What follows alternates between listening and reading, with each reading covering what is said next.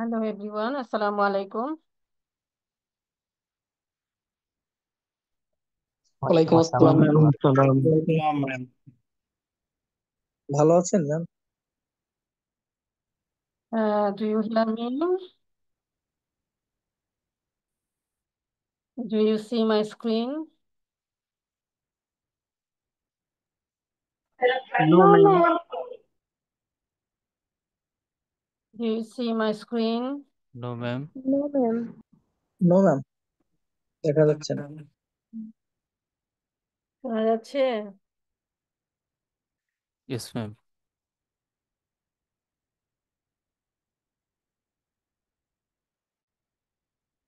Screen, do you see my screen? Yes, yes ma'am. ma'am. Yes ma'am. Yes ma'am.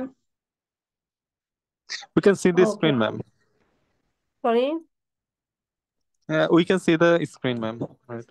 It's clear. Sorry.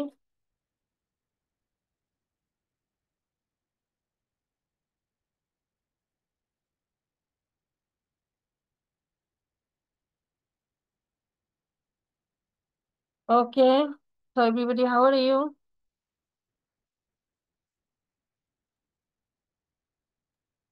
আলহামদুলিল্লাহ, Fine, ভালো ma'am. আছেন ma'am? What about you, okay, ma'am? আলহামদুলিল্লাহ। Ramadan is going on, alhamdulillah. So do you know me? That is, should I introduce myself? আপনার কি আমার সাথে দেখা হয়েছে পিএটিসি তে? জি ম্যাম। হ্যাঁ। ম্যাম আমার দেখা হয়েছিল এই যে 20 তারিখে ম্যাম। আইটি পরীক্ষা ছিল, তখন আপনি আমাদের গাইডে করছিলেন। Okay, so still something. This is Khadija Yasmin FCM. I qualified for my CAB in 2010.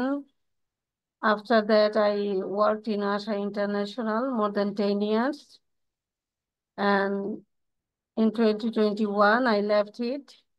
Now I'm in teaching only. And before started my journey, CA journey started basically in 2002.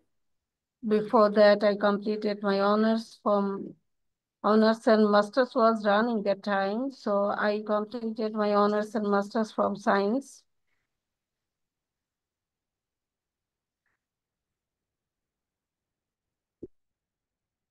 Now I'm only teaching.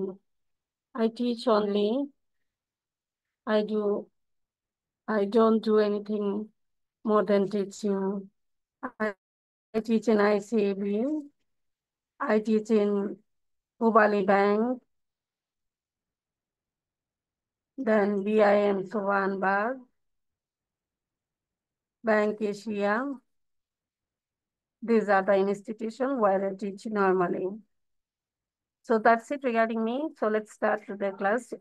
We will be together for up to, I think, about 18 class approximate or below 18. So we will learn from these classes for VAT, Value Added Tax, and Customs Act.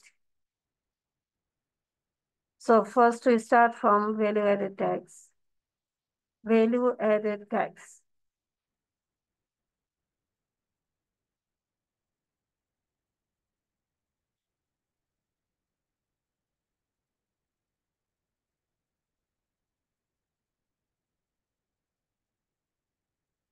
So Value Added Tax. Name of this act is Value Added Tax and Supplementary Duty Act 2012. এটা হচ্ছে এই আইনের পুরো নাম।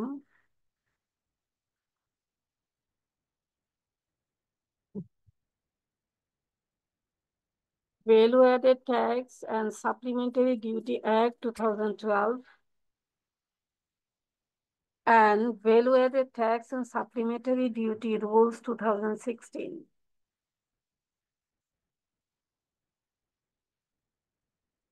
আমরা যেটা এই ক্লাসে করব, বেসিক্যালি ভ্যালু অ্যাডেড ট্যাক্স এবং সাপ্লিমেন্টারি ডিউটি অ্যাক্ট, তার সাথে রুলস আছে, তো দুটাই পাশাপাশি চলে আসবে।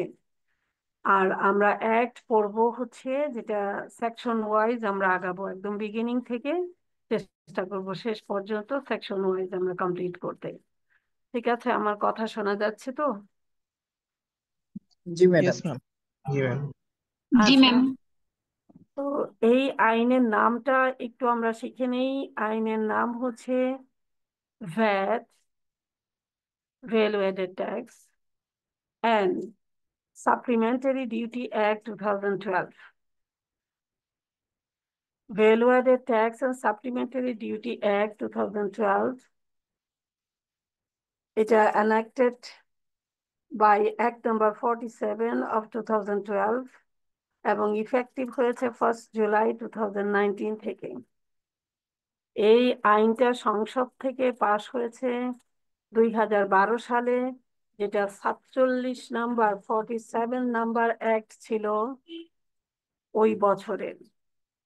ঠিক আছে, এবং এটা ইফেক্টিভ হয়েছে জুলাই 2019-এ। আবার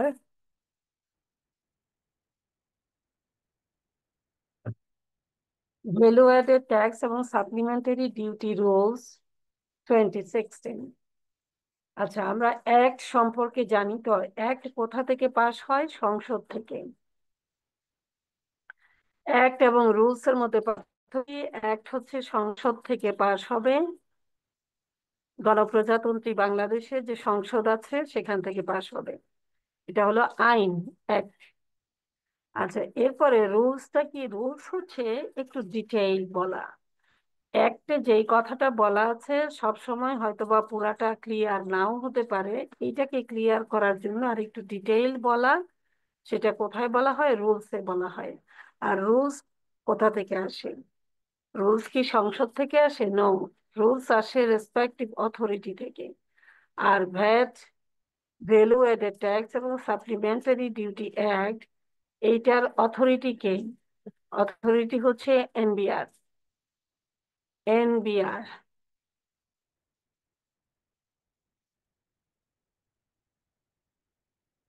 তো ওই এনবিআর হচ্ছে এই আইনটাকে ওন করে এবং তারা ইমপ্লিমেন্ট করে, তাই না? আর এই এনবিআর তারা কি করেছে? রুলস দিয়েছে 2016-এ, আর এটা ইফেক্টিভ হয়েছে জুলাই 2019-এ। এই হলো an overview regarding this tax, or not tax exactly, regarding this act, okay, and rules. আসেন আমরা এরপরে পড়বো ভ্যালু অ্যাডেড ট্যাক্স কাকে বলে। ভ্যালু অ্যাডেড ট্যাক্স বলা হয়, প্রথম কথা হচ্ছে এটা একটা ইনডাইরেক্ট ট্যাক্স। আপনারা most of the student I think আমার সাথে দেখা হয়েছে পিএটিসি ক্লাসে, তাই না? Yes ma'am. হ্যাঁ, দেখা হয়েছে। জি ম্যাম। হ্যাঁ, আমরা তো অনেকে নতুন যেহেতু আছে দেখা একেবারে। হয়েছে আমরা কিন্তু জানি যে আমরা কিভাবে আমরা পড়াই। সো আমরা একটু যেটা বলবো আমরা একটু রিপিট করব। Indirect tax, value added tax হচ্ছে একটা ইনডিরেক্ট ট্যাক্স। বলেন ইনডিরেক্ট ট্যাক্স, সবাই 3 বার বলতে থাকেন। Indirect tax. Indirect tax. Indirect tax. Indirect tax. Indirect indirect tax. Tax. Indirect tax. Indirect tax. Indirect tax. আচ্ছা, এইটা হলো একটা indirect tax upon the consumption of goods, upon the consumption of immovable property এবং services. Indirect tax applied upon the consumption of goods, পণ্য যে consume করা হয় তার উপরে, ইমুভেবল প্রপার্টির উপরে এবং সার্ভিসেস এর উপরে। তাহলে আমরা দেখলাম এই আইনটা হলো একটা ইনডিরেক্ট। কেন বলা হয় তা এটা একটু বুঝতে হবে। ডিরেক্ট মানে হচ্ছে আমার ট্যাক্স আমি দেই, এটা হলো ডিরেক্ট ট্যাক্স। আর ইনডিরেক্ট ট্যাক্স হচ্ছে আমি যে ট্যাক্সটা দিচ্ছি আমি সরকারকে সরাসরি দিচ্ছি না। আমি কাকে দিচ্ছি? আমি দিচ্ছি ব্যবসা প্রতিষ্ঠানকে। বিভিন্ন ব্যবসা প্রতিষ্ঠান তারা কি করে গভর্নমেন্টের পক্ষ হয়ে তারা ট্যাক্স কালেকশন করে, দ্যাট ইজ ভ্যাট। মনে রাখবেন, আমি এই আইনের ক্লাসে যতবার ট্যাক্স মানে ট্যাক্স কথাটা মেনশন করব ততবারই বুঝে নিব আমরা যে ভ্যাটের কথা বলা হচ্ছে। ঠিক আছে? সো ইনডিরেক্ট ট্যাক্স, যেমন ধরেন আপনারা কি কখনো খেয়াল করেছেন কোনো খাবারের দোকানে বা 6.3 যে ছোট্ট একটা স্লিপ দেয় আপনি পেমেন্ট করলে, এর উপরে লেখা থাকে কর্নারে মূসক 6.3, কখনো খেয়াল করেছেন আপনারা? জি Yes, ম্যাম। ma'am. ইয়েস জি ম্যাম, ম্যাম। করেছি, খেয়াল হ্যাঁ, করেছি। জি ম্যাম। এই মূসক 6.3 এইটা দেওয়া মানে আপনার কাছ থেকে ভ্যাট নিয়েছে। এখন আপনি যে ভ্যাটটা দিলেন এটা হলো একটা ব্যবসা প্রতিষ্ঠান, আপনি কি গভর্নমেন্টকে দিয়েছেন? নো, আপনি ওই বিজনেস প্রতিষ্ঠানকে দিয়েছেন। সে কি করবে? মান্থ শেষে, মাসের শেষে 15 তারিখের মধ্যে সে এটাকে করবে, জমা দিবে। কোথায়? পিপলের কাছ থেকে যা কালেক্ট করা হলো এটা জমা দিবে। হ্যাঁ, পিপলের কাছ থেকে যেটা কালেক্ট হইলো এটা জমা দিবে গভর্নমেন্টের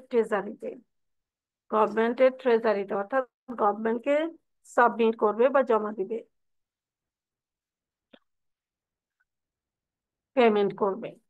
এই হলো ইনডিরেক্ট ট্যাক্স। বিকজ আমার ট্যাক্সটা আমি পেমেন্ট করছি বাট সরকারকে সরাসরি করছি না, এই জন্য বলা হয়ে থাকে ইনডিরেক্ট ট্যাক্স। আচ্ছা, ইনকার্ড এবং pay by the end consumer, কে পরিশোধ করে এটা? ভোক্তা, এন্ড কনজিউমার। Consumer, consumer. এ Consumer. পরিশোধ করে। আমরা একটু বলি, Consume. End consumer. Consumer, end consumer বলতে হবে, এন্ড কনজিউমার। 3বার বলি, end consumer. End end consumer. End consumer, consumer. End consumer. End consumer.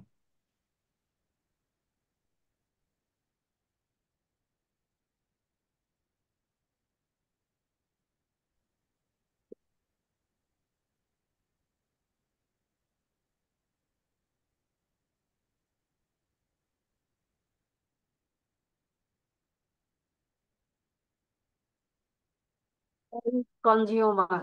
আচ্ছা, এটা লেভি করে কে? Levied by VAT registered business, levied by VAT registered business which makes supplies of goods, immovable property and services during furtherance of business, এবং levied at each stage in the supply chain and collected by business on behalf of government.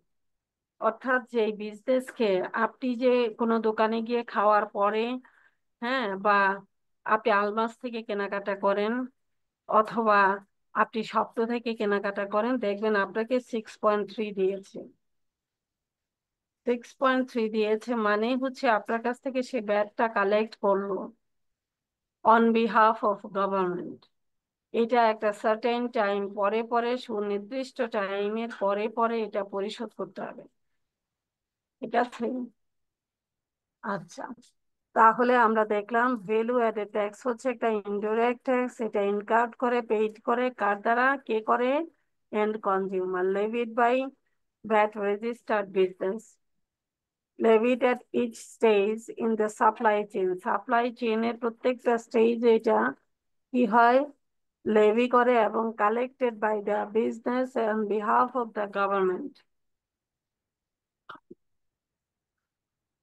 আশা করি value added tax এর meaning বা definition কিছুটা হলেও আমরা বুঝতে পেরেছি, তাই না? জি ম্যাম। Yes ma'am. আচ্ছা, আমি আপনাদেরকে একটু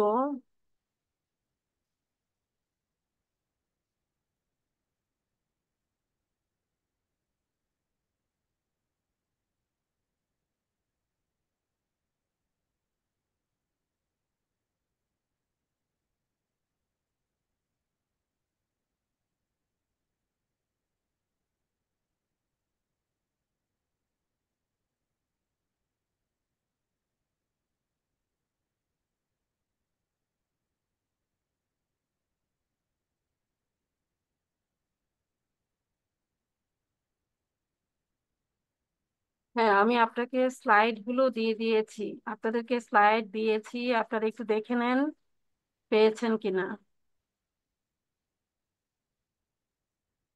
পেয়েছেন? ইয়েস ম্যাম আসছে। জি ম্যাম। আচ্ছা, একটু ডাউনলোড করে ফেলেন।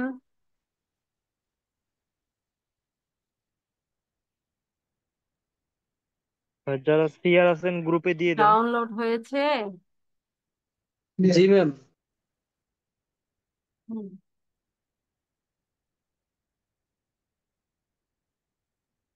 ম্যাম আমরা পাইনি এখনো ম্যাম। এটা হচ্ছে আপনি আইন পড়ছেন, অ্যাক্ট পড়ছেন, তার পাশাপাশি আপনি কোনো সেকশনের রুলসটা করতে চাচ্ছেন। তো আপনি কিভাবে খুঁজবেন, কোন জায়গাটায় এক্স্যাক্টলি খুঁজলে আপনি তাড়াতাড়ি পেয়ে যাবেন? আচ্ছা, অ্যাক্টে এই ওয়ে গুলো আমরা দেখবো, এই ওয়েটা আমরা দেখবো। অ্যাক্টের মধ্যে সেকশন আছে 139টা। কতগুলো সেকশন আছে অ্যাক্টে? 139। 139 বলতে থাকেন, 3বার বলেন। 139 139 139 139 রুলস আছে 119টা, বলেন। রুলস আছে 119টা। রুলস আছে 119টা। রুলস আছে 119টা। রুলস আছে 119টা।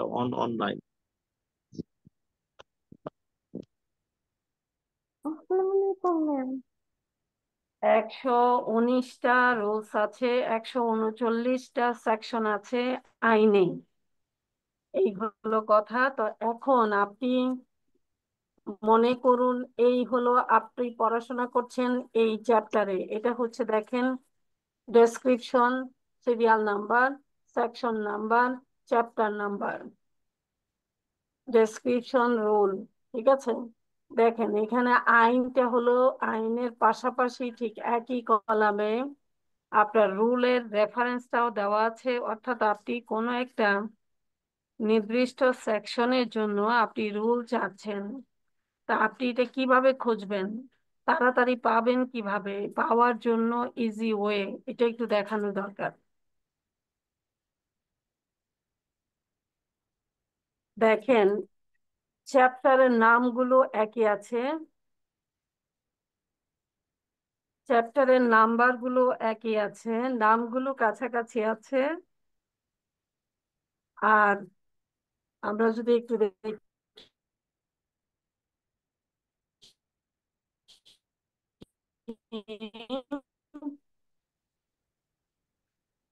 আছে 18টা চ্যাপ্টার আছে আইনে, এবং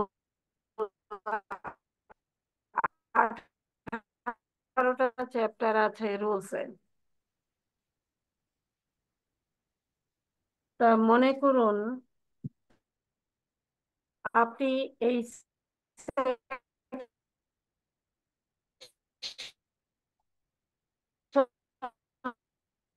এখান থেকে আপনি সেকশন করেন কোথায়, আপনি একই নাম্বার চ্যাপ্টারের একই নাম্বারে চলে যাবেন, গিয়ে সেখানে আপনি খুঁজে পাবেন।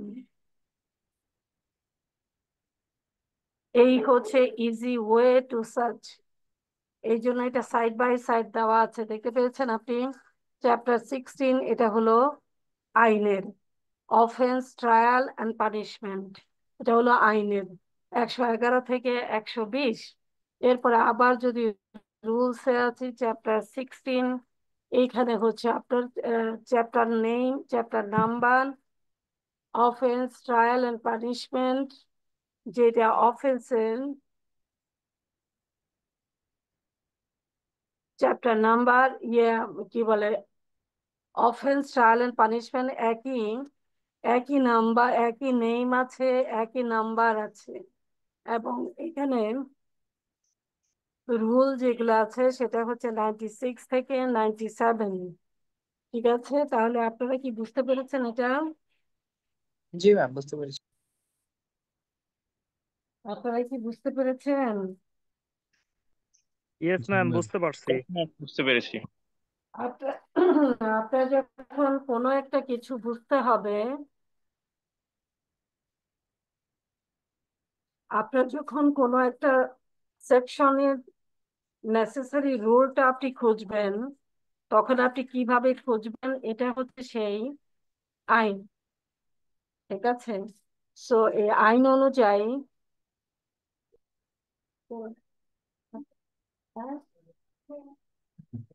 আচ্ছা, আমার তো ক্লাস শুরু হয়ে গেছে, আপনি তো লেটে আসছেন ভাই। ক্লাস শুরু হয়ে গেছে, এখন মোটামুটি প্রস্তুত নেই। তারপরে বাচ্চাদেরকে দিবেন।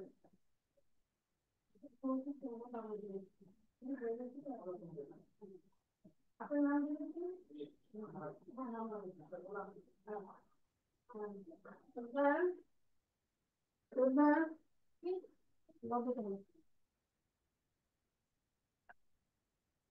তো এখানে আমি আর বেশি সময় দিব না, কারণ এটা আপনারা বুঝতেই পারবেন। এখানে পড়ে শোনানোর কিছু নাই। এখানে 7 নাম্বার চ্যাপ্টার ইম্পোজিশন এবং কালেকশন অফ এসডি, ইম্পোজিশন এবং collection of supplementary duty. Suppose আপনি এখানে সেকশন গুলো আছে কত, 55 থেকে 62, এইগুলো সেকশন। এই কয়টা সেকশন হচ্ছে এই চ্যাপ্টারে। আর একই চ্যাপ্টারের নাম একই আছে, রুলসে 7, ঠিক আছে? আর এইখানে যেটা চ্যাপ্টারের নামটা একটু চেঞ্জ হয়েছে, অ্যাডজাস্টমেন্ট অফ সাপ্লিমেন্টারি ডিউটি। অর্থাৎ এই সাপ্লিমেন্টারি ডিউটি এই 55 থেকে 62 নাম্বার আইনে যা বলা আছে, এর প্রয়োজনীয় রুল পাবেন আপনি 45-এ। রুলগুলো নাম্বারিং করা আছে, আপনারা কি বুঝতে পেরেছেন? Yes, ma'am. Yes Yes, ma'am. ma'am. Yes, ma'am. ওকে, তো আমি এখানে আর সময় দিব না, ঠিক আছে? আসেন আমরা আগাই, কারণ আমাদের অনেক পড়াশোনা। আসেন আমরা একটু দেখে নেই যে ভ্যাট যে ইম্পোজিশন হয় কোন কোন স্টেজে। আমরা প্রথমে একটু যেটা দেখব কাস্টমস। হ্যাঁ, কাস্টমসে অর্থাৎ ইম্পোর্ট স্টেজে, ইম্পোর্ট করার ক্ষেত্রে আমাদের দেশে পণ্য সমূহ কোন দিক দিয়ে বেসিক্যালি ঢুকে জানি? এটা আমরা মংলা এবং পায়রা, চট্টগ্রাম। পায়রা সমুদ্র চিটাগাং। বন্দর দিয়ে, তাই না? জি, ma'am. মানে পণ্যগুলা বিশেষ করে আমরা যেগুলা ইম্পোর্ট করি সেগুলা এদিক দিয়ে দেশে ঢুকে। আর বিমানে হয়তো আসে অল্প কিছু, তো সেটা মানে অতটা মেনশন করার কিছু নাই। তো বেসিক্যালি আমাদের ঢুকে হচ্ছে মংলা এবং পায়রা সমুদ্র বন্দর দিয়ে, এবং আপনার সমুদ্র বন্দর ছাড়াও আপনার ইন্ডিয়া থেকে যেগুলো আমরা আনি এগুলো কিন্তু ই দিয়ে ঢুকে, ভোমরা, তাই না? বেনাপোল। জি, ma'am. বেনাপোল ভোমরা যেটা। জি, ma'am. আচ্ছা, তো এদিক দিয়ে যেটা স্থলবন্দর। সো এই যে আপনি যখন ইম্পোর্ট করেন, যে কোনো কিছু ইম্পোর্ট হলে, যে কোনো কিছু যখন ইম্পোর্ট করা হচ্ছে, দেশে আনয়ন করা হচ্ছে বা দেশে আনা হচ্ছে, এই যে ইম্পোর্ট স্টেজ, এই স্টেজে আমাদেরকে 6টা বিষয় পরিশোধ করতে হবে। একটা হচ্ছে সিডি, এসডি, আরডি, ভ্যাট, এটি, এআইটি। এই কথাটুকু আপনারা সবাই 3বার বলেন, CD, SD, RD. CD, SD, RD, DSDRD, DSD, VAT, RD, VAT, AT, and DSD, AIT. RD, SD, RD, DSDRD, VAT, AIT. AT, and AIT. SGRD, SGRD, VAT, AT, and AIT. আচ্ছা, তাহলে এগুলা কি কি একটু দেখে নেই। সিডি হচ্ছে customs duty, SD হচ্ছে সাপ্লিমেন্টারি ডিউটি, আরডি হচ্ছে রেগুলেটরি ডিউটি, আর ভ্যাট তো আমরা জানি এটা হলো অ্যাডভান্স ট্যাক্স, এটা হলো অ্যাডভান্স ইনকাম ট্যাক্স, ঠিক আছে? সো এই 6টা আমরা মুখস্থ করে ফেলবো, মোটামুটি মুখস্থ রাখতে হবে। আমরা পোর্টে যখন কাস্টমসের যে ডেস্ক আছে, কাস্টমসের যে ইয়েটা আছে, সেখানে আপনাকে এই 6টা পরিশোধ করতে হবে। সিডি, এসডি, আরডি, ভ্যাট, এটি, AIT. CD, SD, RD, VAT, এটি, এআইটি। একটু আবার বলেন সবাই।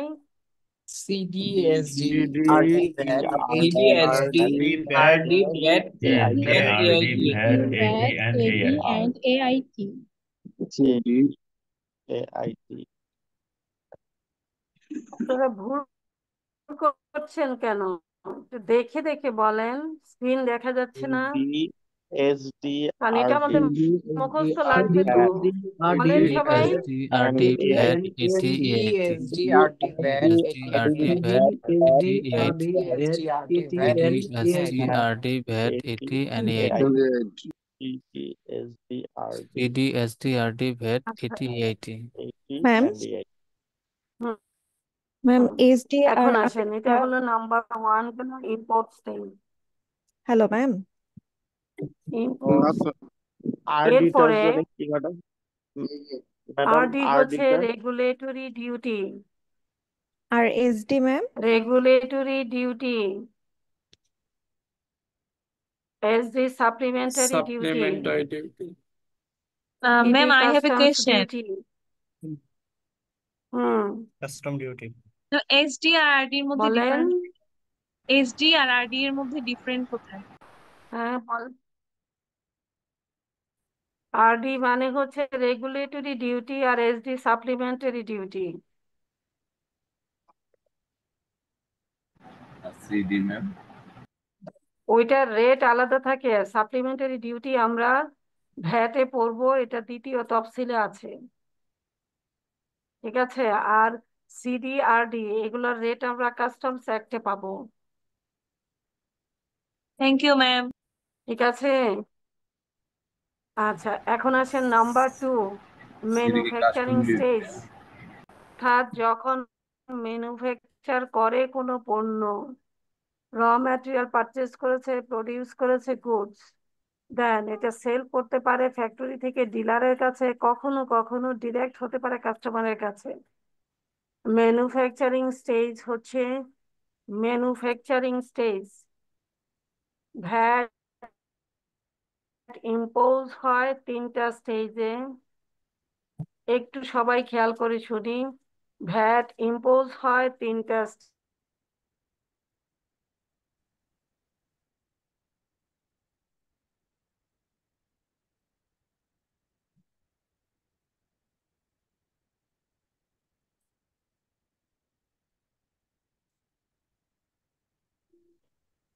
ম্যাম, কথা শোনা যাচ্ছে না।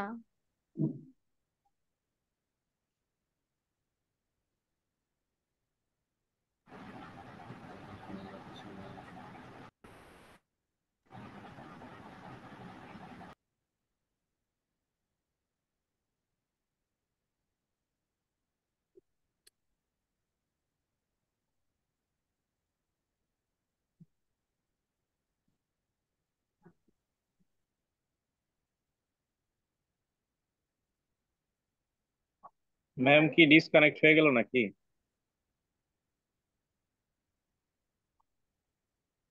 একটু ডিসকানেক্ট হয়ে গিয়েছিল, এখন পাচ্ছেন আপনারা? জি জি। এখন পাচ্ছেন? এখন পাচ্ছি। আচ্ছা, তো এরপরে নাম্বার 3-তে আমরা পড়বো ট্রেডিং বা সাপ্লাই বা রিটেইলার। যত প্রকার না ম্যাডাম, যেখান হচ্ছে থেকে এটা শুনতে পারি নাই পণ্যগুলো ম্যাডাম। ম্যাডাম ইম্পোর্ট হয় এন্ড 3টা স্টেজে। কনজিউমাররা পেয়ে থাকে, আমি আপনি। আচ্ছা, কেউ না কথা বলছে। হ্যাঁ, আপনারা যেখান থেকে ট্রেডিং স্টেজ, স্টেজ অথবা রিটেইলার স্টেজ, এটা সরাসরি কাস্টমারের কাছে যেখান থেকে বিক্রি হয়,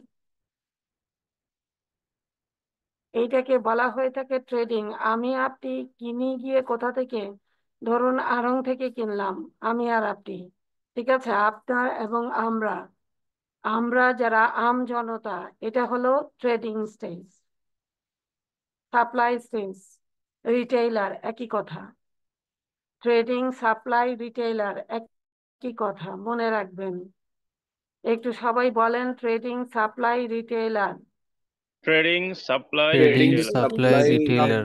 Trading, supply, retailer. retailer. Retailer. Trading, supply, retailer. Supply retailer.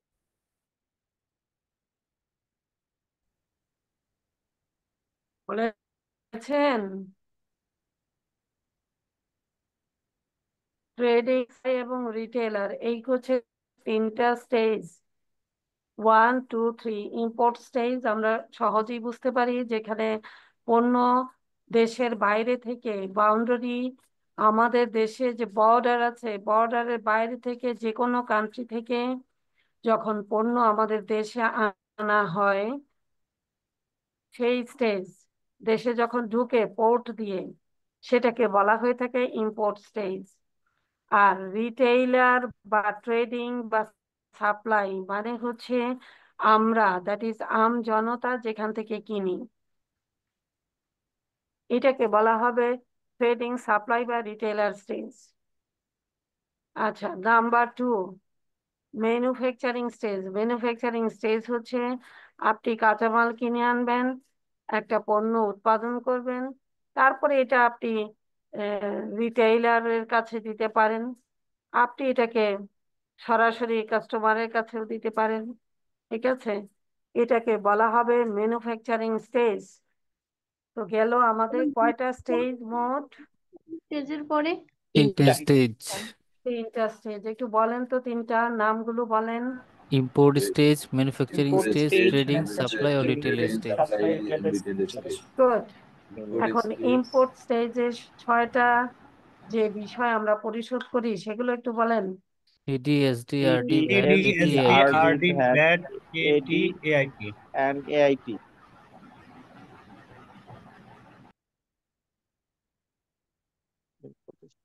Manufacturing space, trading, retailer. এখন আসেন আমরা কিন্তু খুঁটিনাটি যা ক্লাসে ডিসকাস হয় মোটামুটি সাথে সাথে পড়ে নিব। আপনারা জানেন আমাকে যেহেতু আগে আপনাদের সাথে পরিচয় হয়েছে পিএটিসি ক্লাসে তো আমরা কিন্তু চেষ্টা করব ক্লাস থেকে পুরোটাই বুঝে নিতে। এর জন্য যেটা প্রয়োজন সেটা হচ্ছে আপনার মনোযোগ দিয়ে ক্লাসটা করতে হবে। আর ক্লাস যদি আপনি করেন তাহলে আপনার পড়াটা ইজি হবে আপনার জন্য।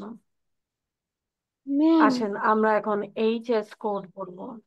এইচএস কোড মানে কি মানে হচ্ছে harmonized commodity description and coding system. এটা একটু সবাই 3বার বলেন। Harmonized Harmonized commodity description Harmonized commodity description and coding system. Harmonized commodity description and coding system. Harmonized commodity description and coding system. আচ্ছা তাহলে এই নামটা দেখেন আমরা কিন্তু মাল্টিপল চয়েস কোশ্চেনে বসবো তাই না পরীক্ষায় বসবো তো কোথা থেকে কি আসবে বলা যায় না সুতরাং প্রত্যেকটা বিষয় আমরা এগুলা টুকিটাকি ইম্পর্টেন্ট যা আছে আমরা পড়ে নিব ঠিক আছে। তো harmonized commodity description and coding system এই harmonized commodity description and coding system generally referred to as harmonized system. Harmonized system, simply HS, is a multi-purpose international product nomenclature developed করেছে by the World Customs Organization. K develop করেছে? World Customs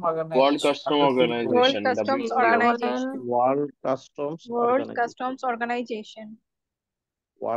আবার বলেন। World Customs Organization.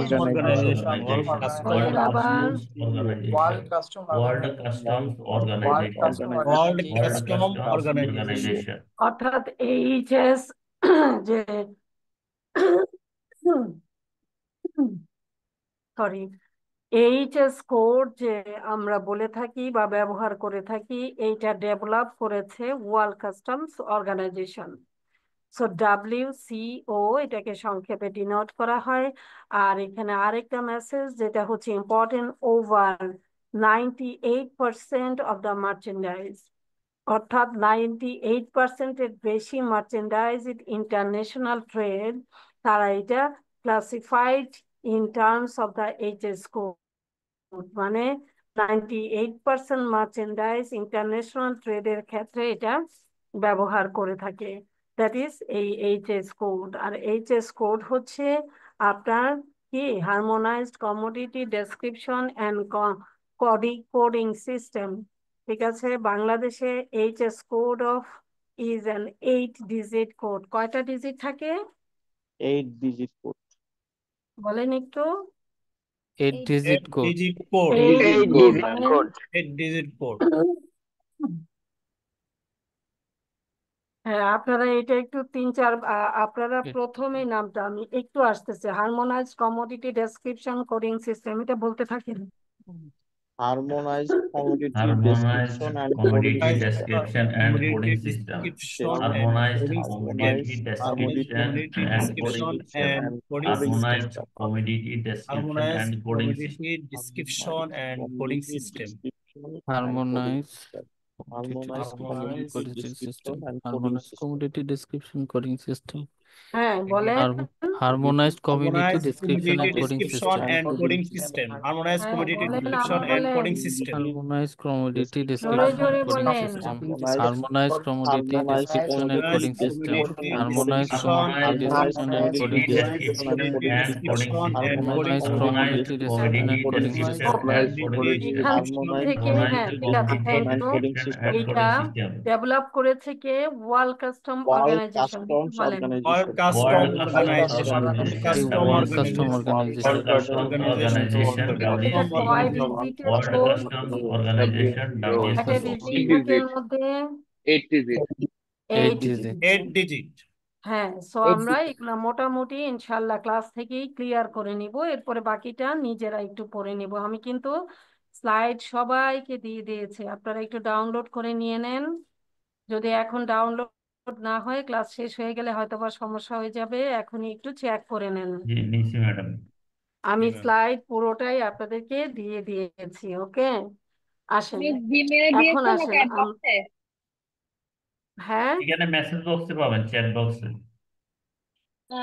আমি যে একটু পরে join করেছি এজন্য আসলে আমি পাইনি, একটু যদি কাইন্ডলি কেউ শেয়ার করতে।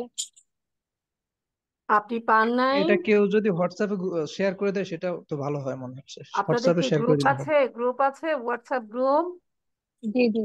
হোয়াটসঅ্যাপ গ্রুপে শেয়ার করে দেওয়া হয়েছে হ্যাঁ ম্যাম। হোয়াটসঅ্যাপ গ্রুপে দিয়েছি, টেক্সট গ্রুপে দিয়েছি। ওকে, তাহলে আপনারা সেখান থেকে নিয়ে নেন। হ্যাঁ, আর ভ্যাটের ক্লাস হোয়াটসঅ্যাপের মনে লিংকটা রাখবেন। একটু শেয়ার করবেন আমি চ্যাট বক্সে। আমি আপনার কথা ঠিক বুঝতে পারছি না। ভ্যাটের ক্লাস মনে রাখবেন, এইটা অনেকেই বলে থাকে কঠিন, আমাকে অনেকেই বলে থাকে ভ্যাট অনেক কঠিন, কিন্তু আমার মনে হয় আপনারা যদি শুধু ক্লাসে যথাযথভাবে অ্যাটেন্ড করেন, খুব বেশি পড়াশোনা না করে অ্যাট লিস্ট শুধু স্লাইড গুলো পড়ে রাখেন, আপনার 70% কভার হয়ে যাবে। আপনি ক্লাস থেকে কভার করবেন 25%, বাকি ক্লাস থেকে কভার করবেন 25%, বাকি 50% আপনি স্লাইড গুলো পড়ে নেবেন। এই হলো 75%, মোটামুটি কভার হয়ে যাবে। ঠিক আছে, আর যদি ক্লাস না করেন আপনার জন্য ভ্যাট পড়ে পাশ করাটা খুব ডিফিকাল্ট হবে। এটা খুবই ইম্পর্টেন্ট কথা, একটু মাথায় রাখবেন।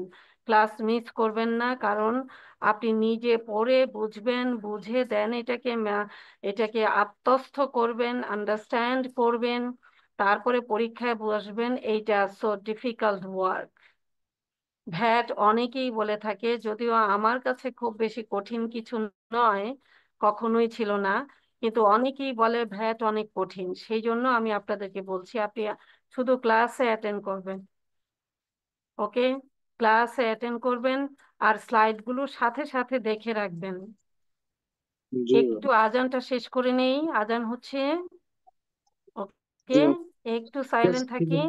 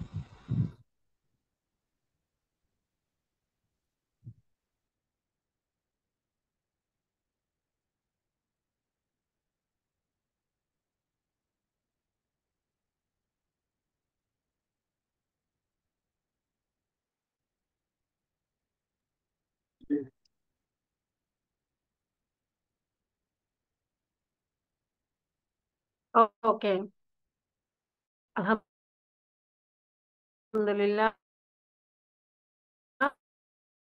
আজান শেষ হয়ে গেছে। আর সাথে 3টা স্ক্যাজুয়াল আছে। আমার কথা শুনতে পাচ্ছেন? Yes ma'am. Yes, ma'am.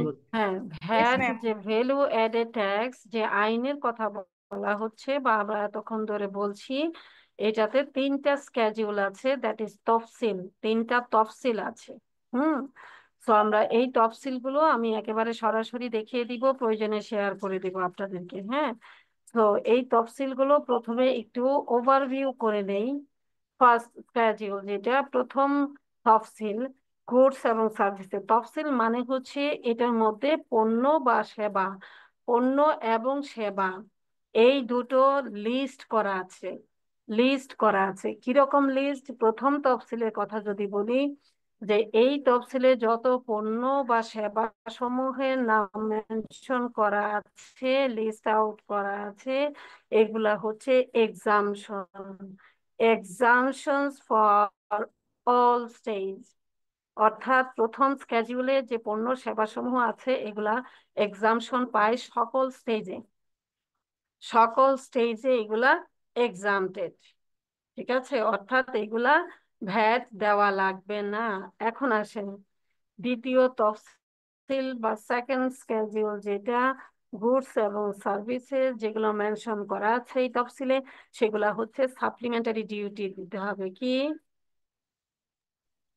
এই যে আমরা ইম্পোর্ট স্টেজে এসডি করেছিলাম, সাপ্লিমেন্টারি ডিউটি, এই হচ্ছে সেই এসডি যেটার জন্য দ্বিতীয় তফসিল পুরোটাই শুধুমাত্র এই পণ্য এবং সেবা সমূহের নাম এবং রেট লেখা আছে। রেট গুলো লেখা আছে, যে রেটে মেনশন করা আছে সেই রেটেই আপনাকে সাপ্লিমেন্টারি ডিউটি দিতে হবে। আচ্ছা, এরপরে তৃতীয় তফসিল বা থার্ড স্কেডিউল, এখানে পণ্য এবং সেবা সমূহ যেগুলা সাবজেক্ট টু ভ্যাট অ্যাকসেপ্ট 15%। কেন বলা হচ্ছে? ভ্যাটের স্ট্যান্ডার্ড রেট হচ্ছে 15%। ভ্যাটের স্ট্যান্ডার্ড রেট হচ্ছে 15%। 15%-এর বাইরে কিছু ফ্র্যাকশন ফিগার আছে বা ট্রাঙ্কেটেড রেট আছে। এই 15% বাইরে যত প্রকার রেট আছে যেগুলাতে ভ্যাট পরিশোধ করতে হয়, সেই রেটগুলো তৃতীয় তফসিলে মেনশন করা আছে।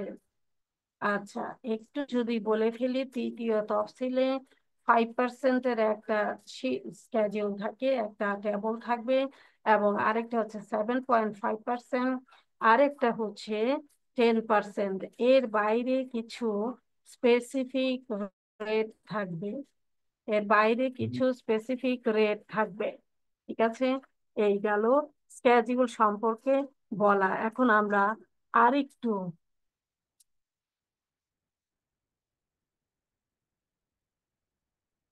আরেকটু দেখে নেই ফার্স্ট স্কেডিউলে, যে first schedule VAT exempted goods এবং সার্ভিসেস। প্রথম তফসিলে কি আছে? এক্সামটেড পণ্য এবং সেবা সমূহ। প্রথম তফসিলে কি আছে একটু বলি সবাই? Exempted goods and services. একটু বলি সবাই।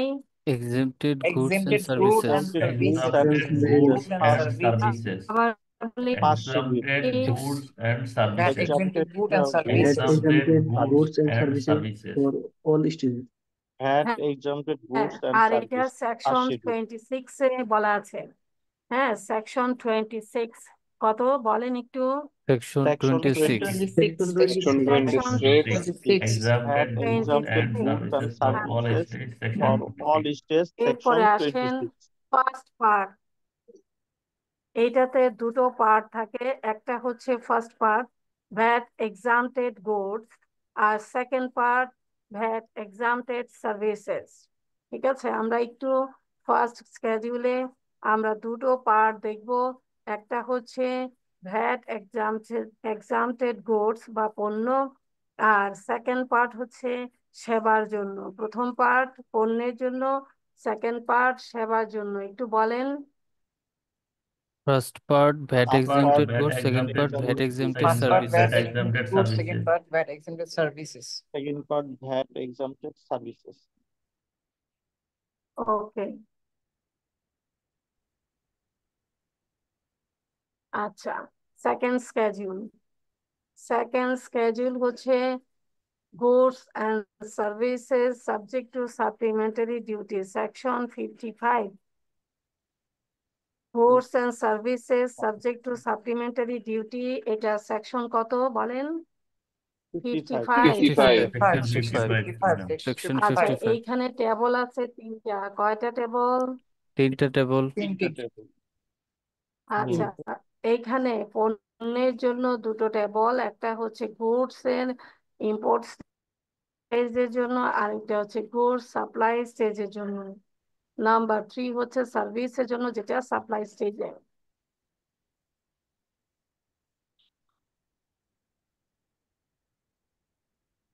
আমরা মোটামুটি কিন্তু অনেক কিছু দেখে ফেলেছি। আমরা বেসিক জিনিস যেগুলা ভ্যাটের আইন লিখে ফেললাম। এখন আসেন আমরা শুরু করব সেকশন 2 থেকে। আচ্ছা, ডেফিনিশন নাম্বার 2, অ্যাক্টের নাম্বার 2, দ্যাট ইজ সেকশন 2 তে কি আছে? সেকশন 2 তে অনেক ডেফিনেশন আছে। এই ডেফিনেশনস আমরা সবগুলো পড়বো না, ইম্পর্টেন্ট গুলো পড়ে রাখবো। হ্যাঁ, তো এর মধ্যে অনেকগুলো ডেফিনেশন আছে। 2 হচ্ছে মেইন সেকশন, সাবসেকশন হচ্ছে 6। ইকোনমিক অ্যাক্টিভিটি কাকে বলে?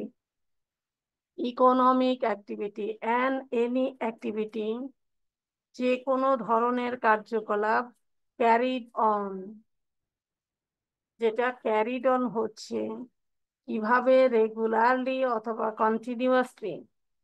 এই কথাগুলো মনে রাখতে হবে, রেগুলারলি অথবা কন্টিনিউয়াসলি। আপনি ভেঙে ভেঙে করলেন হবে না। ভেঙে ভেঙে আপনি এই 6 মাস উৎপাদন করলেন, করার পরে কোনো একটা কিছু উৎপাদন করে আপনি 2 বছর অফ রাখলেন, নো, হবে না। এইটা রেগুলারলি হতে হবে, তখনই এটা ইকোনমিক অ্যাক্টিভিটি ধরা হবে। আমরা পড়ছি সেকশন 2 সাবসেকশন 6। রেগুলারলি যেটা making supply of any goods, services, immovable property. ঠিক আছে, activity carried on regularly or continuously, কিভাবে? Regularly continuously. Regularly, continuously. কিভাবে? রেগুলারলি এবং Regularly, উদ্দেশ্যে continuously. For making supply of any goods, Any supply services or করার উদ্দেশ্যে, immovable অর্থাৎ property. আপনি বিক্রি regularly and করার continuously. উদ্দেশ্যে।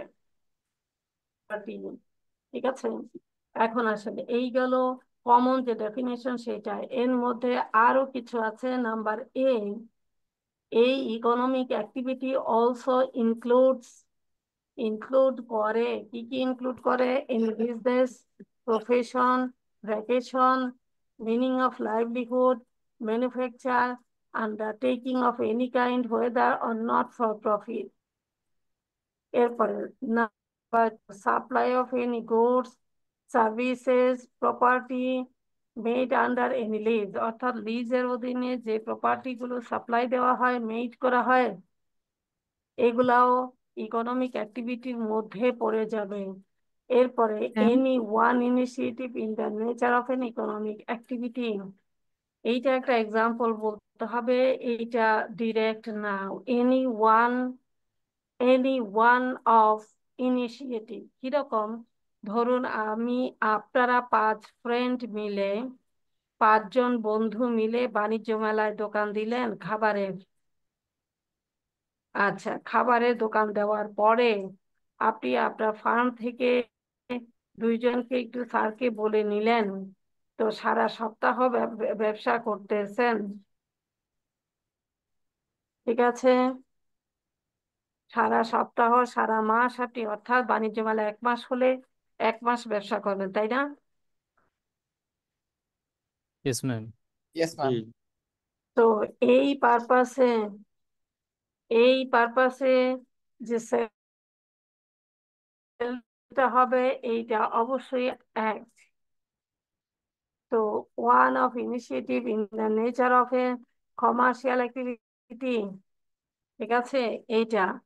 এরপরে 4, any activity carried out at the beginning, at the end of any such activities, আচ্ছা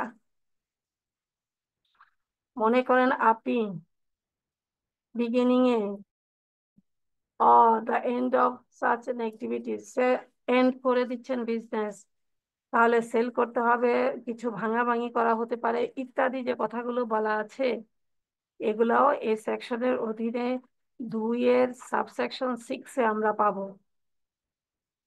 ম্যাম ভ্যাকেশন আচ্ছা, কিভাবে আসে? ইনক্লুড করে না, ইনক্লুড করে না অর্থাৎ economic activity shall not include কি following. Number 1, any service rendered by an employee to his employer. Any service rendered by an economic activity, sorry আমি ভুল বলে ফেলছি, এনি সার্ভিস যেটা রেন্ডার করে by an employee to his employer. এটা simple কথা হচ্ছে, আপনি শুনে থাকবেন কেউ যখন চাকরি করে সে ভ্যাট দেয় না, শুনেছেন কখনো? চাকরির বেতনের উপরে ভ্যাট ইনকাম হয় ট্যাক্স না, দেয় ম্যাম। সেটা ট্যাক্স, সেটা ইনকাম ট্যাক্স, পার্সোনাল ট্যাক্স সে দিবে, কিন্তু ভ্যাট হবে না। কথা কি বোঝা যাচ্ছে? জি ম্যাডাম। জি ম্যাম। আচ্ছা, এরপরে আসেন ইনক্লুড করেন না। বলা হচ্ছে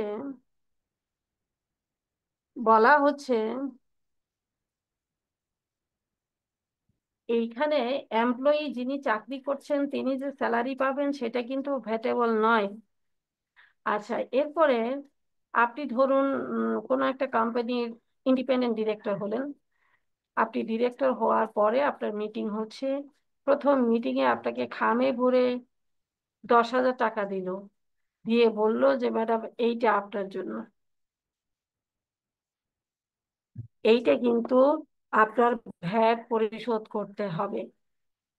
বাট যিনি ম্যানেজিং ডিরেক্টর, বোর্ডেরই তো ম্যানেজিং ডিরেক্টর একজন বোর্ড মেম্বার না? ম্যানেজিং ডিরেক্টর যিনি সকাল 9টা থেকে 6টা ডেইলি অফিস করছেন, তিনি কিন্তু এমপ্লয়ির মতো, তো তার ভ্যাট দিতে হবে না। আচ্ছা, এরপরে আপনি মনে করেন number 3, recreational pursuit or hobby carried on commercial non commercial বেসিসে। আপনি বাসায় বসে বসে, অনেকেরই তো অনেক রকমের শখ থাকে তাই না, হবি থাকে, কেউ ছবি আঁকে, কেউ ধরুন পুতুল বানায়, হ্যাঁ বিভিন্ন কিছু। এই বিভিন্ন কিছুর মধ্যে ধরেন আপনি ছবি এঁকে এঁকে আপনার ঘর মোটামুটি ভরেই গেছে, তো তারপরেও আঁকতেছেন কারণ আপনি কমার্শিয়াল বেসিসে এটা উৎপাদন করছেন না। আচ্ছা, তাহলে এই যে নন কমার্শিয়াল বেসিসে এইটা উৎপাদন করা হলো এবং এই উৎপাদন করে আপনি এটা বিক্রি করেন না, কমার্শিয়াল পারপাসে না, আপনি স্টুডেন্ট, আপনি এটা শখ, যখন আপনি সময় পান তখন এটা করেন। আচ্ছা, আমি একদিন আপনার বাসায় গেলাম, বাসায় যাওয়ার পরে আপনি আমাকে একটা সুন্দর দেখে ডায়েরি দিলেন।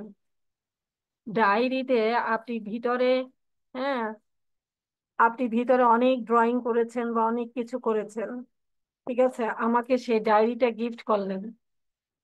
আচ্ছা, এটা আমার কাছ থেকে আপনি পেমেন্ট নিলেন না, সো এইটা ভ্যাটেবল নয়। এরপরে any prescribed activity on carried on by government without any commercial motive, তাহলে এটাও আপনার ভ্যাটেবল হবে না। তাহলে আমরা বুঝতে পারলাম ইকোনমিক অ্যাক্টিভিটি কি, কোনগুলো ইকোনমিক অ্যাক্টিভিটির মধ্যে আসবে, কোনগুলো আসবে না। দেখেন আপনারা মাল্টিপল চয়েস কোশ্চেনে বসবেন তাই না, অ্যান্সার দিতে হবে।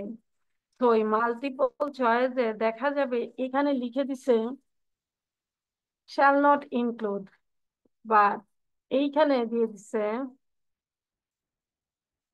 যেটা ইনক্লুড করে সেখান থেকে। তা আপনি কি ভালোভাবে পড়তে হবে না? Yes ma'am. ঠিক জি আছে ম্যাম। তো, বুঝতে পেরেছেন ইকোনমিক অ্যাক্টিভিটি? ইয়েস জি ম্যাম। Yes, ma'am. আসেন। ম্যাম একটু কোশ্চেন ছিল ইকোনমিক অ্যাক্টিভিটি নিয়ে। বলেন। ম্যাম ভ্যাকেশন কিভাবে ইকোনমিক অ্যাক্টিভিটিটা হচ্ছে, আর আরেকটা কোশ্চেন ছিল যে ম্যাম আগে ভ্যাকেশনটা একটু যদি ক্লিয়ার করে দিতেন তাহলে আমি পরের কোশ্চেনটা করতাম। ভ্যাকেশন, বিজনেস, প্রফেশন, ভ্যাকেশনও থাকে। অনেক সময় ভ্যাকেশনটাকে ক্যাশে কনভার্ট করা যায়। আপনি অফিসে শুনে থাকবেন এটা, ঠিক আছে?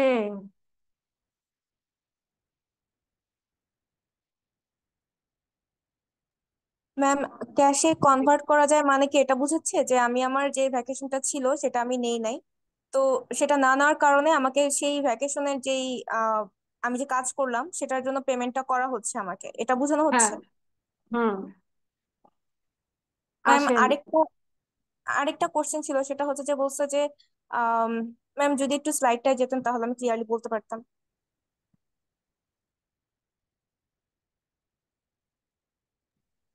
ম্যাম এখানে বলছে যে any activity carried on regularly or continuously for making supply of any goods services or immovable property.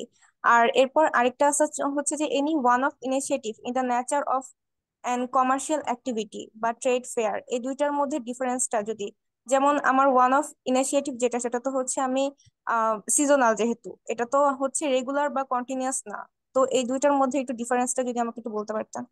এটার মধ্যে ডিফারেন্স হলো এই যে দেখেন,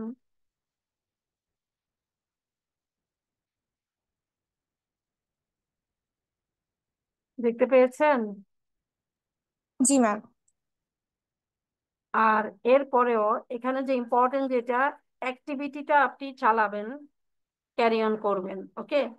এরপরে এটার শর্ত হচ্ছে এটা রেগুলারলি হতে হবে। আর এটার উদ্দেশ্যটা কি? সাপ্লাই করার জন্য, সাপ্লাই মানে বিক্রি করার জন্য, ঠিক আছে? আর এইটা হলো আপনারা 5 ফ্রেন্ড মিলে আপনারা বাণিজ্য মেলায় গিয়ে একটা দোকান দিলেন 1 মাসের জন্য, এটা হচ্ছে সেটা। ক্লিয়ার? ওকে ওকে ম্যাম। জি ম্যাম।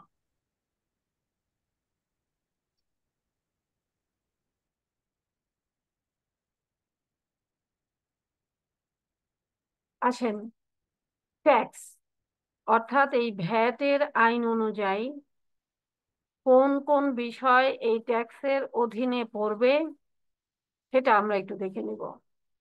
বলা হচ্ছে ট্যাক্স মিনস ভ্যাট। ট্যাক্স কি মিন করে? ভ্যাট। এরপরে টার্ন ওভার, সাপ্লিমেন্টারি ডিউটি, এবং shall in relation to realisation of arrears also include করে ইন্টারেস্ট, মনিটারি অর পেনাল্টি। মনে রাখতে হবে এই আইন অনুযায়ী যে ভ্যালু অ্যাডেড ট্যাক্স, অর্থাৎ এই ট্যাক্সটার মধ্যে কি কি আসবে? ভ্যাট আসবে, টার্ন ওভার ট্যাক্স আসবে, সাপ্লিমেন্টারি ডিউটি আসবে, ইন্টারেস্ট আসবে, মনিটারি ফাইন বা পেনাল্টি আসবে।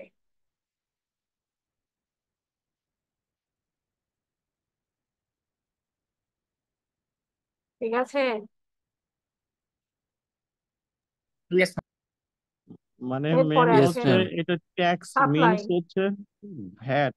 294, সেকশন 294 সাপ্লাই বলা হচ্ছে এনি সাপ্লাই, যে কোনো ধরনের সাপ্লাই। আরো ইনক্লুড করে কি? Supply of goods, supply of movable property, যেমন ধরেন bridge, building, etcetera, supply of any services like software, এবং বিসি বি সি এই তিনটা মিলিত হয়ে যদি কোনো একটা সাপ্লাই ঘটে তাহলেও এটা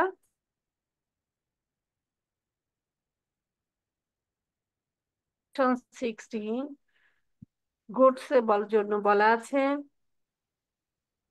goods means other than share,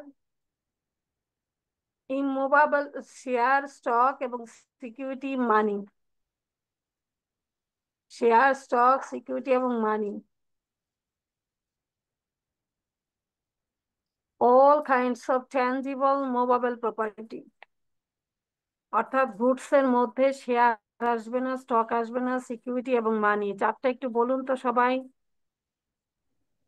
Share, stock, security or money. Share, stock, security or money. Security Share and stock, share stock, security money. Share stock, security or money. এগুলো তো ফাইন্যান্সিয়াল অ্যাসেট। বলেছেন জি ma'am. মানে জি যেগুলা ma'am, বলা হবে। যেগুলা আদান প্রদান করা যায় না সেগুলা গুডস এর মধ্যে না। শেয়ার, স্টক, সিকিউরিটি এবং মানি আদার দেন। দেখুন আপনাকে গুডস এর ডেফিনিশন বলছি, এই ডেফিনেশনে বলতেছে যে সকল কিছুই আসবে but share, stock, security and money আসবে না। ঠিক আছে? Yes ma'am. Yes ma'am. এখন আসেন ইমুভেবল প্রপার্টি। ইমুভেবল প্রপার্টি হচ্ছে right on immovable property where irrespective of whether land or any building, whether land or any building established on land or any structural permanently attached or established on it or not.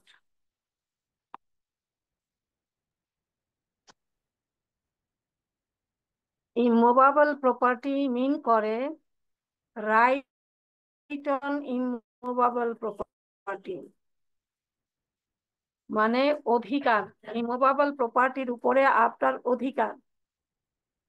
Right on immovable property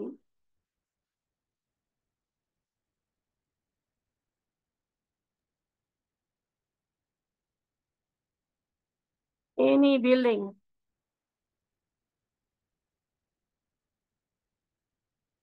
established on land or any structure permanently attached or established on it or not. তাহলে immovable property আমরা বুঝলাম। এখন আসেন service. Any service but does not include, যে কোনো ধরনের service যেটা include করে না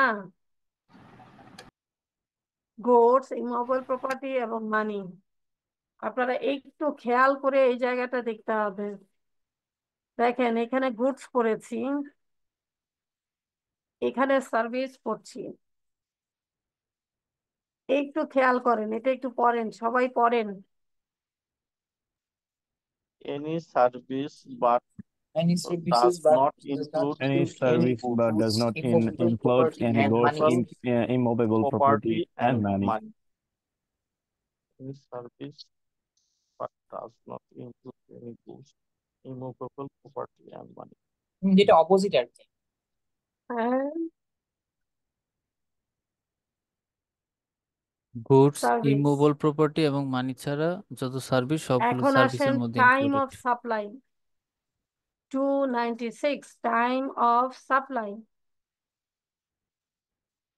296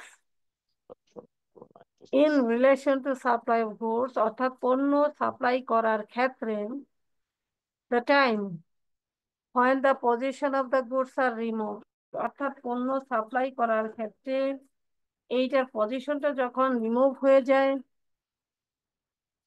তখনই পণ্যটা সাপ্লাই হিসাবে বা টাইম অফ সাপ্লাই ধরা হবে।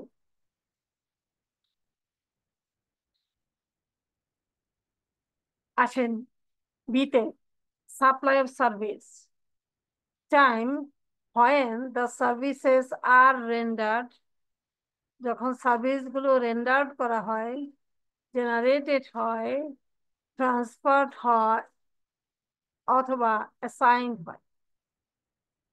ট্রান্সফার্ড অথবা অ্যাসাইন,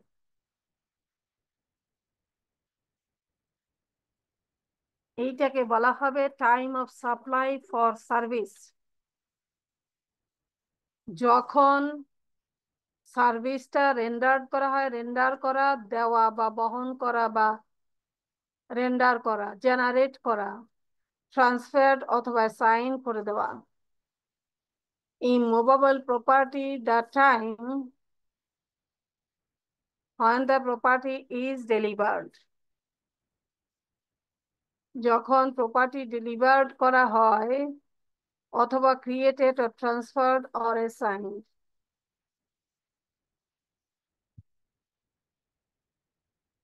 তখনকার যে সময়,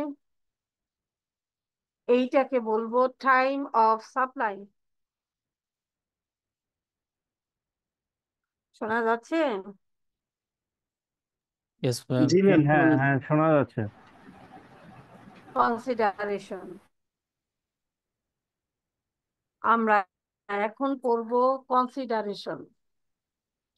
The money paid or payable whether directly indirectly against a supply or the fair market price of a thing paid or payable in lieu of cash also include করে money, also include করে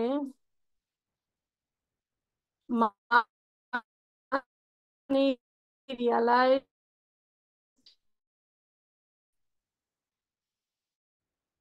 realizable by realizable payable by the supplier on by reason of or a supply included or added to price charge to the recipient. Money realized as service charged.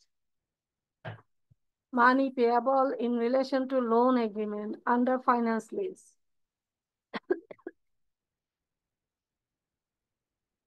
অর্থাৎ আমরা কি এটা বুঝতে পারছি? Ma'am হালকা হালকা। এটা একটু কঠিন লাগতেছে ম্যাম। কনসিডারেশনে তো মানে উভয়ের স্বার্থ থাকে, তাই না? মানে আমি ম্যাম বলি, বুঝতে আবার পেরেছি। বলি, বিকজ এটা জাস্ট পড়ে শুনিয়েছি, আপনাদের বুঝার কথা নয়। payable by the supplier on or by the reason of supply, অর্থাৎ আমি যদি সাপ্লাই করি, আমি আপনাকে সাপ্লাইটা দিলাম, দ্যাট ইজ পণ্যটা সরবরাহ করলাম, আপনি সাথে সাথে আমাকে পেমেন্ট করবেন। হ্যাঁ, এরপরে included in price charge to the recipient, added to price charge to the recipient, অর্থাৎ যেই প্রাইসটা চার্জ করা হয়েছে রেসিপিয়েন্টকে, সেই প্রাইসটা any money realized was service charge or the money payable in relation to loan agreement, এটা তো বুঝাই যায়। in relation to loan agreement, তো আমরা লোন নিলে কি করি? লোন এগ্রিমেন্ট বা আমরা যখন কি করি আন্ডার ফাইন্যান্স লিজে যখন আমরা কোনো লিজ নেই, আমরা পেমেন্ট করি না? Yes, ma'am. ওই কথাটা বলা হচ্ছে, but does not include any discount. মনে রাখবেন, কনসিডারের মধ্যে কখনো ডিসকাউন্ট থাকবে না। সিম্পল ভাবে যদি আমি বলে দেই, কনসিডারেশনের মধ্যে আপনার পণ্যের মূল্য থাকবে, that is value, plus VAT থাকবে, ভিএটি। এই দুটো মিলে হবে কনসিডারেশন। বোঝা যাচ্ছে? কনসিডারেশনের মধ্যে ভ্যাটটা ইনক্লুড করা থাকে, এইটুকু জাস্ট মনে রেখে দেন। এখন আসেন ইম্পোর্ট 216, সেকশন 216 অনুযায়ী ইম্পোর্ট কাকে বলেন? import, bringing in any goods, from outside to within the geographical boundary of Bangladesh. Goods from outside to within the geographical boundary of Bangladesh. Geographical boundary যেটা ডিফাইন করা আছে তার মধ্যে ঢুকলে এটা হবে ইম্পোর্ট। আর ইম্পোর্টেড সার্ভিস সমূহ, service supplied from outside the geographical limit of board Bangladesh and also include করে থাকে ডিমড এক্সপোর্ট। অর্থাৎ ইম্পোর্টেড সার্ভিসের মধ্যে ডিমড এক্সপোর্টটাকে ধরে নেওয়া হয়। এরপরে 282 এক্সপোর্ট কাকে বলে? এক্সপোর্ট হচ্ছে any supply from inside two outside the geographical limit of Bangladesh and also includes the deemed export.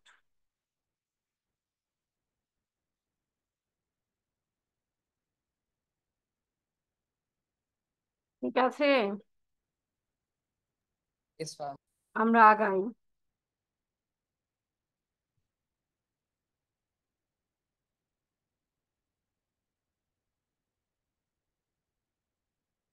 Deemed export কাকে বলবো আমরা? Deemed export 262। Deemed export would mean to include one of more of the following supplies.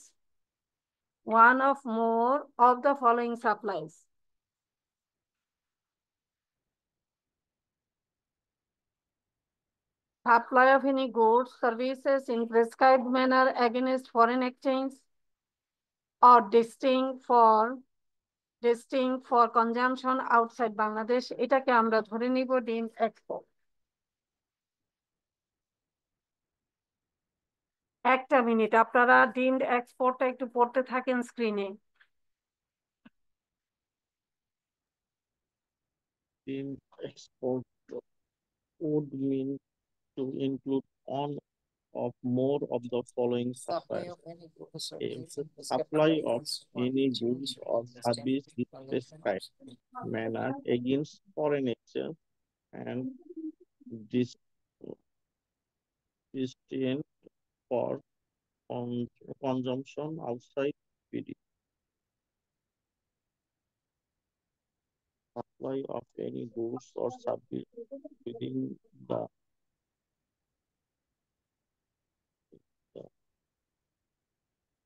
territory of PD agency. আসেন আমরা deemed এক্সপোর্টটা একটু বুঝে নিতে হবে। Deemed export mean করে one of more of the following supplies, অর্থাৎ নিম্নলিখিত সাপ্লাইগুলোর যে কোনো একটা বা একাধিক। Supply of any goods or services in prescribe ম্যানারটা কি হবে? প্রেসক্রাইবকৃত করা। এগেনস্ট ফরেন এক্সচেঞ্জ, মনে রাখতে হবে ফরেন এক্সচেঞ্জের বিপরীতে এই সাপ্লাইটা হবে। এবং ডেস্টিনিং ফর কনজাম্পশন আউটসাইড বাংলাদেশ, বাংলাদেশের ডেস্টিনেশনটা ওইটা ডেস্টিনেশন হবে বাংলাদেশের বাইরে। আচ্ছা, কিসের এগেনস্টে হবে? ফরেন এক্সচেঞ্জে। একটু কেয়ারফুলি শুনি, এটা ডেস্টিনেশনটা অর্থাৎ এটা কনজাম্পশন হবে কোথায়? দেশের বাইরে। কনজাম্পশন হবে দেশের বাইরে, ফরেন এক্সচেঞ্জের এগেনস্টে এটা সাপ্লাইটা হবে। এটা হলো নাম্বার 1। এবারে আসেন, supply of any goods or service within territory of Bangladesh. খেয়াল করতে হবে বাংলাদেশের টেরিটরির মধ্যে এগেনস্ট ফরেন এক্সচেঞ্জ, অর্থাৎ এটা সাপ্লাই হবে বাংলাদেশের টেরিটরির মধ্যে ফরেন এক্সচেঞ্জের বিপরীতে in prescribed method through N international tender. খেয়াল করতে হবে ফরেন এক্সচেঞ্জের এগেনস্টে সাপ্লাই করবে, বাট এটা ডেস্টিনেশনটা অর্থাৎ এটা কনজাম্পশন হবে বাংলাদেশের ভিতরেই, কিন্তু ইন্টারন্যাশনাল টেন্ডারের মাধ্যমে। আচ্ছা, এরপরে লোকাল এলসির মাধ্যমে ম্যাম LC এখানে এর মাধ্যমে supply of any international goods or service within the territory of Bangladesh against foreign exchange in prescribed method under cover of local of credit অর্থাৎ এলসি এর মাধ্যমে। এই তিনটা বিষয় আমাদের খেয়াল করতে হবে একটু। প্রথমটা ইজি, এটা দেশের বাইরে যাবে, এটা ডেস্টিনেশনটা অর্থাৎ এটা কনজাম্পশন হবে দেশের বাইরে এবং এটা ফরেন এক্সচেঞ্জ হবে। আচ্ছা, এরপরে আসেন সেকেন্ড যেটা বলা হচ্ছে বাংলাদেশের টেরিটরির মধ্যে এটা কনজাম্পশন হবে, বাংলাদেশের বাউন্ডারির মধ্যে এটা কনজাম্পশন হবে, কিন্তু ফরেন এক্সচেঞ্জের এগেনস্টে এটা সাপ্লাই হবে বাট থ্রো ইন্টারন্যাশনাল টেন্ডার। কি? ইন্টারন্যাশনাল টেন্ডারের মাধ্যমে, মধ্য দিয়ে। আচ্ছা দেখেন, যদি এখানে একটা এক্সাম্পল দিই, আমাদের যে পদ্মা ব্রিজ তৈরি হলো ভেরি রিসেন্টলি, তাই না? আপনারা আমার কথা কি শুনতে পাচ্ছেন তো? জি Yes, হ্যাঁ, ma'am. তো ওইখানে ওরা কিন্তু ব্রিজ উৎপাদনের জন্য যত ইনস্ট্রুমেন্ট আছে এগুলো কিন্তু মানে যা কিছু লাগে এগুলো চায়না থেকে নিয়ে আসছে, তাই না? Yes, ma'am. জি আচ্ছা, তো এখানে বসেও কিছু কিছু কেনাকাটা করতে হয়েছে বাংলাদেশে। তো বাংলাদেশে বসে যে কেনাকাটাটা হলো এটা কিন্তু এটা কিন্তু পদ্মা বীজ কারা তৈরি করেছে? চায়নারা না? Yes, ma'am. এটা একটা ইন্টারন্যাশনাল টেন্ডারের মাধ্যমে, জি এটা একটা ইন্টারন্যাশনাল টেন্ডারের মাধ্যমে হয়েছে, জি ঠিক জি আছে? সো এই যে লোকালি এখান থেকে কেনাকাটা হয়েছে, এখানে এটা ব্যবহৃত হয়েছে বা কনজাম্পশন হয়েছে, কিন্তু এটা ফরেন এক্সচেঞ্জের এগেনস্টে হয়েছে এবং ইন্টারন্যাশনাল টেন্ডারে। তাহলে এই এক্সাম্পলটা বুঝতে পেরেছেন আপনারা? Yes, ma'am. হ্যাঁ, জি এখন আসেন নাম্বার সি যেটা ছিল, ম্যাম এটা এখানে তো হচ্ছে টেরিটরি এটাও মিন্স বাংলাদেশের অঞ্চল, টেরিটরি বা তাই না? বর্ডারের মধ্যে এবং ফরেন এক্সচেঞ্জে বা এলসির মাধ্যমে। একটু খেয়াল করতে হবে, লোকাল এলসির মাধ্যমে ফরেন এক্সচেঞ্জে এটা সাপ্লাইটা হবে ফরেন এক্সচেঞ্জে, ম্যাম একটা কোশ্চেন ছিল। ঠিক আছে? সো এই হলো ডিমড এক্সপোর্ট। আর আমি এখানে ম্যানুফ্যাকচারিং এর যে ডেফিনিশনটা আছে 265, এই ডেফিনিশনে আমি জাস্ট একটা কথা আমি আপনাকে বলে দিই এক্সাম্পল। যেমন আপনি মনে করুন যে এই মুদি দোকান, তা আপনি কারণ বাজার থেকে বস্তা ভরে, রোজার সময় তো প্রচুর চিনি লাগে, শরবত লাগে সন্ধ্যার সময়, তাই না? তো Yes. বস্তা বস্তা হিসাবে চিনি কিনে আনেন, এইটাকে বস্তা হিসাবে চিনি কিনে এনে আপনি এটাকে কি করেন? আপনি এটাকে প্যাকেট করে বিক্রি করেন। কিরকম? 100 কেজির বস্তা যদি আপনি কিনেন, 1 কেজি করে প্যাকেট বানাইলেন, তাহলে এটাও হবে ম্যানুফ্যাকচারিং, ভ্যাটের ভাষায়। একটু খেয়াল করতে হবে। আর এই কথাগুলোই বলা আছে এখানে বিভিন্ন ভাবে, এটা আপনারা পড়ে নেবেন, আমি এটা আর বললাম না, খালি একটা এক্সাম্পল দিলাম, ঠিক আছে? ম্যাম ক্লাস শেষে কি একটু রেকর্ড ক্লাসটা দেওয়া যাবে? হ্যাঁ হ্যাঁ, ম্যাম ক্লাস রেকর্ড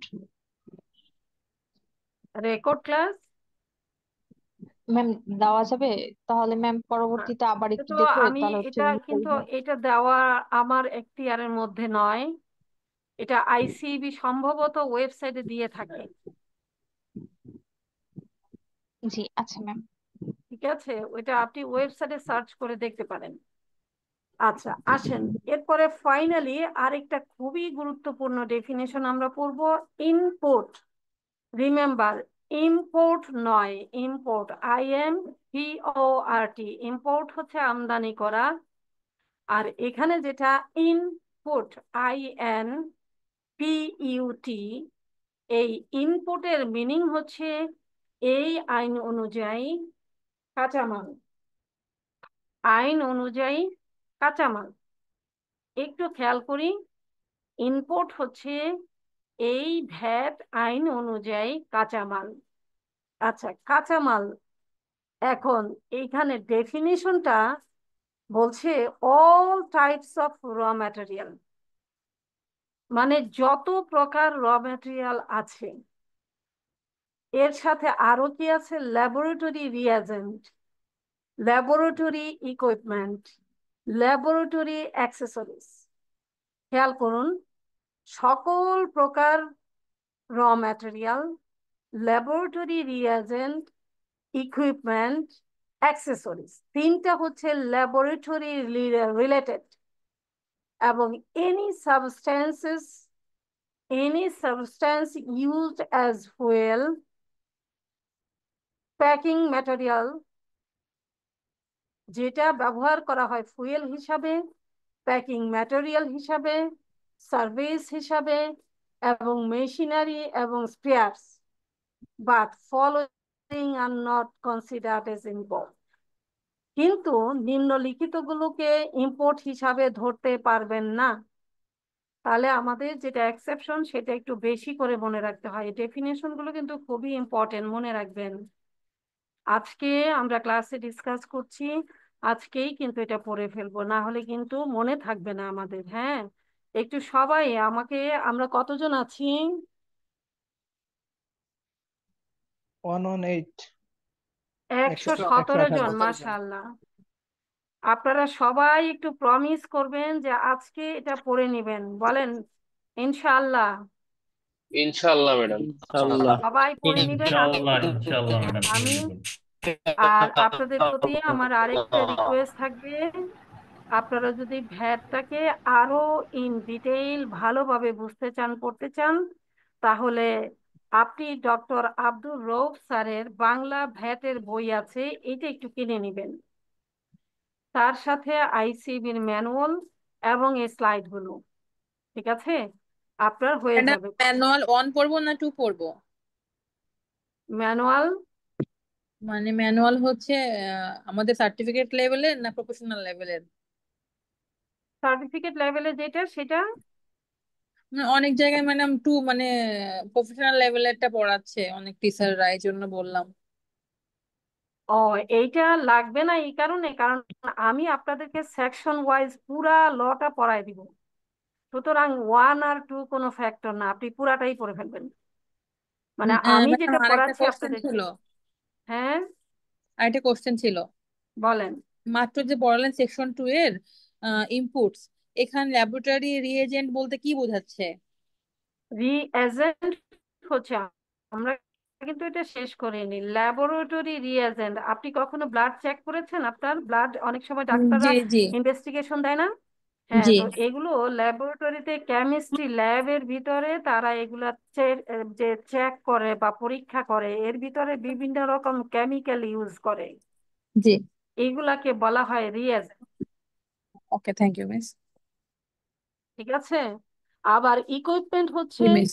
অ্যাক্সেসরিজ, আর ছোট ছোট অনেক অ্যাক্সেসরিজ লাগে, তারপরে ইকুইপমেন্ট লাগে, এগুলো সবই ল্যাবরেটরির ভিতরে ইউজ হয়।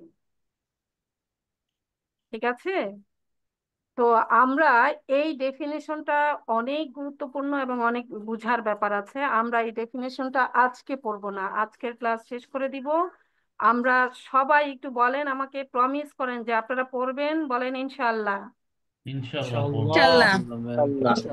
ইনশাআল্লাহ। স্লাইড গুলো অ্যাটলিস্ট প্লিজ, আপনারা যদি না পড়েন তাহলে ক্লাসের কোনো মূল্য থাকবে না, আপনি ভুলে যাবেন যে ক্লাসে কি পড়ানো হয়েছে বা কি বোঝানো হয়েছে। এইটা যদি আপনি আজকে দেখেন, দেখবেন আপনার কাছে ইজি লাগছে। ঠিক আছে? সো একটু প্লিজ প্লিজ প্লিজ আপনারা পড়ে নেবেন, সবার প্রতি রিকোয়েস্ট। ঠিক আছে?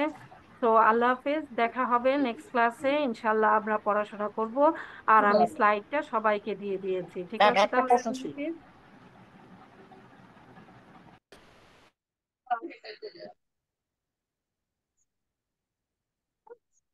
ম্যাম কোন স্যারের বইটা যেন কিনবো? হ্যাঁ, ম্যাম কোন স্যারের বইটা যেন কিনতে বললেন? আব্দুর রউফ স্যারের। আব্দুর রউফ। আপনার কথা আমি শুনতে পাচ্ছি না। ম্যাম আপনি বললেন না আব্দুর রউফ স্যারের বই কিনতে হবে, নামটা কি এটা? আব্দুর রউফ স্যারের বইটা একটু কিনে নিয়েন। ওকে, থ্যাংক ইউ।